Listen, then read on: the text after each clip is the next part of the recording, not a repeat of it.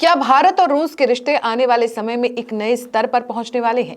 Defence से लेकर ऊर्जा और व्यापार से लेकर वैश्विक राजनीति तक रूस ने भारत को लेकर बड़ा और साफ संदेश दिया है। भारत में रूसी राजदूत डेनिस एलिपोव के हालिया बयान ने अंतर्राष्ट्रीय मंच पर नई बहस छेड़ दी है। नमस्कार, मित न्यूज देख रहे हैं आप और आपके साथ मैं हूं कृतिका सूर्यवंशी। भारत में रूस के राजदूत डेनिस एलिपोव ने एक इंटरव्यू में भारत रूस संबंधों को लेकर कई अहम खुलासे किए हैं। उन्होंने कहा कि दोनों देशों की साझेदारी लगातार मजबूत हो रही है और रूस भारत की बढ़ती वैश्विक भूमिका का पूरा समर्थन करता है। उनके बयान सिर्फ कूटनीति तक सीमित नहीं थे, बल्कि उन्होंने रक्षा, ऊर्जा और वैश्विक राजनीति पर भी स्पष्ट रुख रखा। राजदूत अलिपोव ने बताया कि आने वाले समय में भारत और रूस के शीर्ष नेतृत्व के बीच उच्च स्तरीय दौरों का सिलसिला जारी रहेगा। उन्होंने यह भी संकेत दिया कि 2026 में भारत में होने वाले ब्रिक्स सम्मेलन में रूस के राष्ट्रपति व्लादिमीर पुतिन के शामिल होने की संभावना है।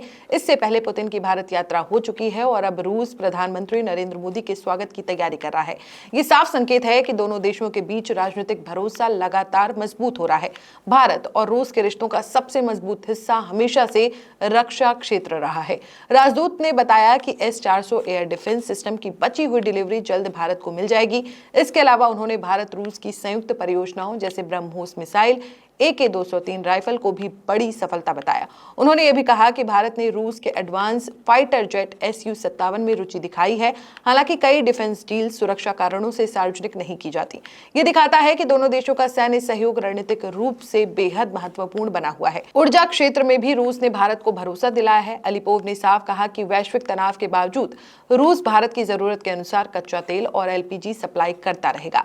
उन्होंने यह भी बताया कि हाल के समय में भारत को रूस से मिलने वाली ऊर्जा आपूर्ति में बढ़ोतरी हुई है। यह बयान ऐसे समय में आया है जब वैश्विक तेल बाजार में अस्थिरता बनी हुई है।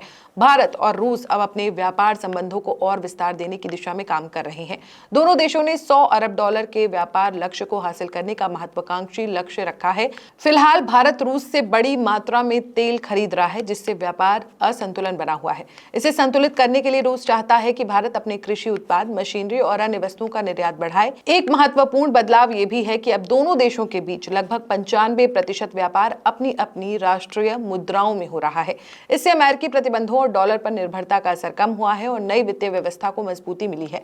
तो कुल मिलाकर सवाल यह है कि अब भारत और रूस की ये साझेदारी आने वाले समय में वैश्विक शक्ति संतुलन को नया रूप देगी।